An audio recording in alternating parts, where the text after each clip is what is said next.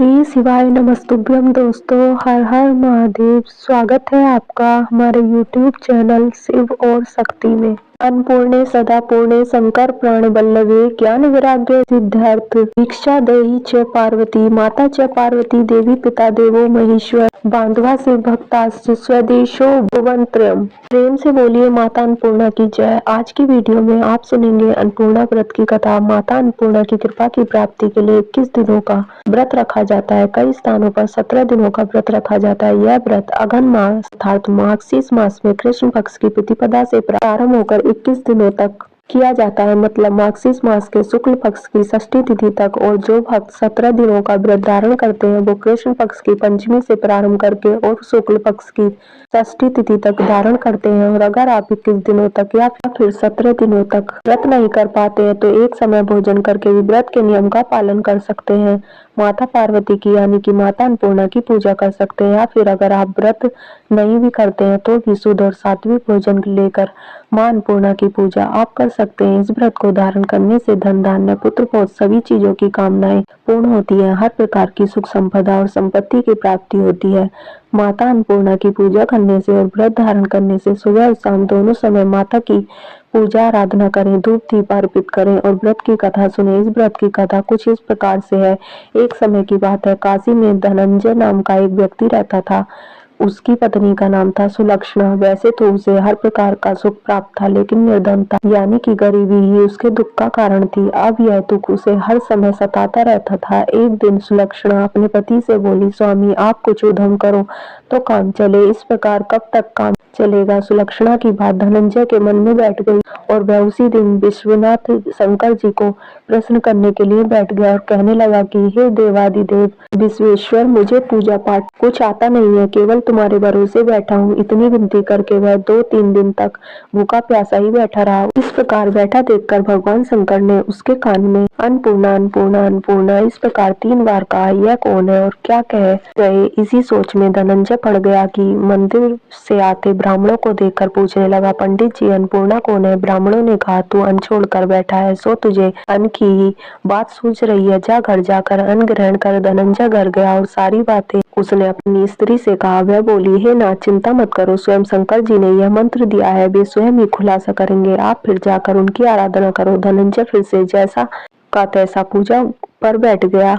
अब रात्रि में शंकर जी ने आज्ञा दी, कहा कि तू पूर्व दिशा में चला जा। वह अन्नपूर्णा माता का नाम जपता जाता और रास्ते में फल खाता पानी पीता जाता। इस प्रकार कितने ही दिनों तक चलता ही रहा। वहाँ उसे चांदी की चमकती बन की शोभा देखने में आई और सुंदर सरोवर देखने में आया। उसके किनारे कितनी ही अप्सराएं झुंड बनाए बैठी थी। एक कथा कहती थी और बाकी सब मां अन्नपूर्णा इस प्रकार कहती थी। यह अगन मास की उजली रात थी और आज से ही व्रत का आरंभ था। जिस शब्द की खोज करने से निकला था वो उसे वहां सुनने को मिला। धनंजय ने उनके पास जाकर पूछा, हे देवियों आप यह क्या करती हो। तब उन सब ने कहा, हम सब मां अन्नपूर्णा का व्रत करती हैं। अब धनंजय ने पूछा कि इस व्रत को करने से और पूजा करने से क्या होता है, इस व्रत को किसने किया है और इस व्रत की विधि क्या है, यह व्रत किस प्रकार का है, कैसे किया जाए, यह सब आप मुझसे भी कहो। वे सब स्त्रियां कहने लगी कि इस व्रत को कोई भी कर सकता है। 21 दिनों तक यह व्रत किया जाता है और 21 दिन तक के लिए 21 गांठ का सूत लेना चाहिए। 21 दिन यदि ना बने तो एक दिन उपवास करें, वो भी ना बने तो केवल कथा सुनकर ही प्रसाद लें। निराहार रहकर कथा करें। कथा सुनने वाला कोई न मिले तो पीपल के पत्तों को रखकर सुपारी या घृत कुमारी अर्थात वार पाठ वृक्ष के सामने बैठकर दीपक को साक्षी मानकर सूर्य गाय तुलसी या महादेव को बिना कथा सुनाए मुख में दाना डालें और यदि भूल से कुछ पड़ जाए तो एक दिवस फिर से उपवास करें। व्रत के दिन क्रोध ना करें, झूठ ना बोलें। धनंजय बोला, इस व्रत को करने से क्या होगा। वे कहने लगी, इसके करने से अंधों को नेत्र मिले, लूलों को हाथ मिले, निर्धन के घर धन आए, आंज को संतान मिले, मूर्ख को विद्या आए। जो जिस कामना से व्रत करे माँ उसकी हर इच्छा पूरी करती है। तब वह कहने लगा, बहनों मेरे पास भी धन नहीं है, विद्या नहीं है, कुछ भी नहीं है, तो मैं दुखिया ब्राह्मण हूँ, मुझे भी इस व्रत का सूत दोगी। तब स्त्रियां बोली, हाँ भाई तेरा कल्याण हो, तुझे सूत देंगे, इस व्रत का मंगल सूत ले। धनंजय ने व्रत किया। व्रत पूरा हुआ तभी सरोवर में से 21 खंड की सुवर्ण सीढ़ी हीरा मोती जड़े हुए प्रकट हुए। धनंजय जय अन्नपूर्णा कहता जाता इस प्रकार कितनी ही सीढ़ियां उतर गया तो क्या देखता है कि करोड़ों सूर्य से प्रकाशमान अन्नपूर्णा माता का मंदिर है। उसके सामने सुवर्ण सिंहासन पर माता अन्नपूर्णा विराजमान है। सामने भिक्षा हेतु शंकर भगवान खड़े हैं। देवांगना चमतला है, कितनी ही हथियार बांधे पहरा देती है। धनंजय दौड़कर जगदम्बा के चरणों में गिर पड़ा। देवी उसके मन का सारा क्लेश जान गई।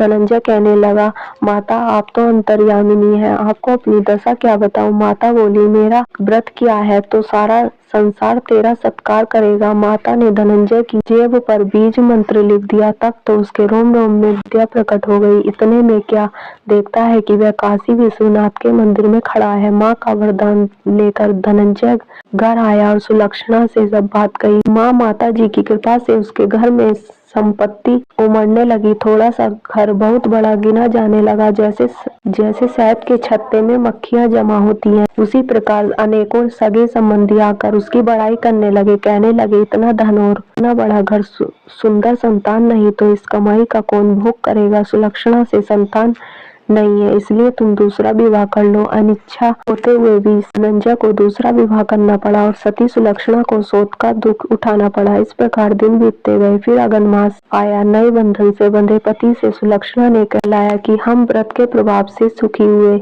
इस कारण वह व्रत छोड़ना नहीं चाहिए। यह माता जी का प्रताप है। लक्षणा की बात सुनकर धनंजय उसके वहां आया और व्रत में बैठ गया। नई बहू कोई व्रत की खबर नहीं थी। वह धनंजय के आने की राह देख रही थी। दिन बीतते गए और व्रत पूर्ण होने से सिर्फ 3 दिवस बाकी थे कि नई बहू को खबर पड़ी। उसके मन में ईर्ष्या की ज्वाला दहक रही थी। नई बहू सुलक्षणा के घर आ पहुंची और उसने वहां भगदड़ मचा दी। वह धनंजय को अपने साथ ले गई और थोड़ी देर के लिए नए घर में धनंजय को निद्रा ने आ दबाया। इसी समय नई बहू ने उसके व्रत का सूत्र तथा धागा तोड़कर आग में फेंक दिया। अब तो माता जी का क्रोध जाग गया। घर में अकस्मात आग लग गई। सब कुछ जलकर राख हो गया। जब सुलक्षणा को पता चला तो उसने पति को फिर से अपने घर ले आई। नई बहू रूठकर पिता के घर जा बैठी। पति को परमेश्वर मानने वाली सुलक्षणा बोली, हे नाथ, घबराना नहीं, माता जी की कृपा अलौकिक है। पुत्र को पुत्र हो जाता है पर माता को माता नहीं होती। अब आप श्रद्धा और भक्ति से आराधना शुरू करो, वे जरूर हमारा कल्याण करेंगी। धनंजय फिर से माता के पीछे पड़ गया। फिर वही सरोवर सीढ़ी प्रकट हुई और उसमें मां अन्नपूर्णा कहकर वह उतर गया। वहां जाकर माता जी के चरणों में रंदन करने लगा। माता प्रसन्न होकर बोली, यह मेरी स्वर्ण की मूर्ति ले, उसकी पूजा करना, तू फिर सुखी हो जाएगा। जा, तुझे मेरा आशीर्वाद है। तेरी स्त्री सुलक्षणा ने श्रद्धा से मेरा व्रत किया है, उसे मैंने पुत्र दे दिया है। धनंजय ने आंखें खोली तो खुद को काशी विश्वनाथ के मंदिर खड़ा पाया। वहां से फिर उसी प्रकार घर को आया। इधर सुलक्षणा के दिन चढ़े और महीना पूरा होते ही पुत्र का जन्म हुआ। गांव में आश्चर्य की लहर दौड़ गई। महीना पूरे होते ही पुत्र का जन्म हुआ। गांव में आश्चर्य की लहर दौड़ गई। इस प्रकार उसी गांव के निसंतान सेठ के पुत्र होने पर उसने माता अन्नपूर्णा का मंदिर बनवाया। उसमें माता जी धूमधाम से पधारी, यज्ञ किया और धनंजय को मंदिर के आचार्य का पद दे दिया। जीविका के लिए मंदिर की दक्षिणा और रहने के लिए बड़ा सुंदर सा भवन दिया। धनंजय अपनी स्त्री और पुत्र सहित वहीं रहने लगा। माता जी के चढ़ावे में भरपूर आमदनी होने लगी। उधर नई बहू के पिता के घर डाका पड़ा और सब कुछ लुट गया। वे भीख मांगकर पेट भरने लगे। सुलक्षणा ने जब यह सुना तो उन्हें बुलावा भेजा और अलग घर में रख दिया और उनके अन्न वस्त्र का प्रबंध किया। धनंजय, सुलक्षणा और उनका पुत्र माता जी की कृपा से आनंद से रहने लगा। माता जी ने जैसे इनके भंडार भरे वैसे सबके भंडार भरे। माता अन्नपूर्णा की दूसरी पौराणिक कथा के अनुसार एक बार पृथ्वी पर अन्न और जल का अकाल पड़ गया। जमीन बंजर हो गई। समस्त संसार में जीवन संकट पैदा हो गया। लोग अन्न की कमी से भूखे मरने लगे। इस समस्या का समाधान करने के लिए सभी ने ब्रह्मा और विष्णु की पूजा अर्चना शुरू कर दी। हर जगह तराई तराई देखकर ऋषियों ने ब्रह्मलोक और वैकुंठ धाम में जाकर इस परेशानी का हल जानना चाहा। तमाम प्रयासों के बाद भी जब हल नहीं निकला तो सभी देवी देवता भगवान शिव की शरण में जा पहुंचे। जब इस समस्या के निवारण के लिए महादेव जी ने माता पार्वती के साथ पृथ्वी लोक का भ्रमण करने के लिए निकले।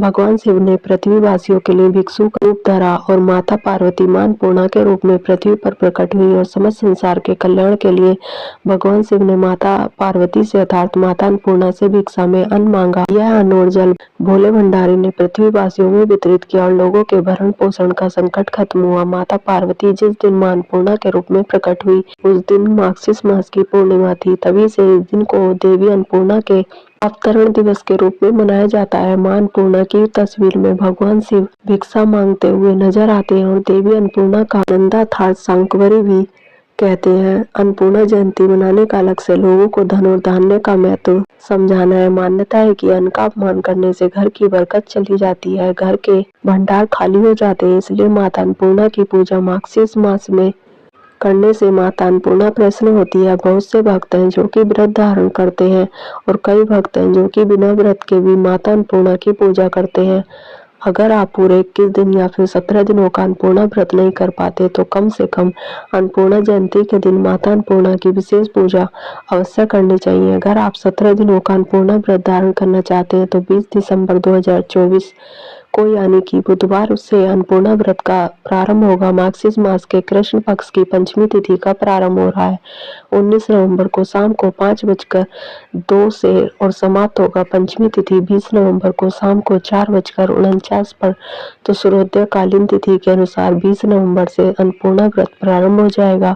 अन्नपूर्णा व्रत की पूजा विधि क्या होती है, नियम क्या होता है, सावधानियां क्या होती है, सारी जानकारी अगर आप जानना चाहते हैं तो चैनल पर वीडियो अपलोड हो चुकी है, जरूर देख लीजिए। उम्मीद करती हूँ आज की वीडियो आपको अच्छी लगी होगी। तो कैसी लगी आपको ये वीडियो? अगर वीडियो अच्छी लगी हो तो वीडियो को लाइक करें, चैनल को सब्सक्राइब करें और कमेंट बॉक्स में हर हर महादेव अवश्य लिखें। धन्यवाद।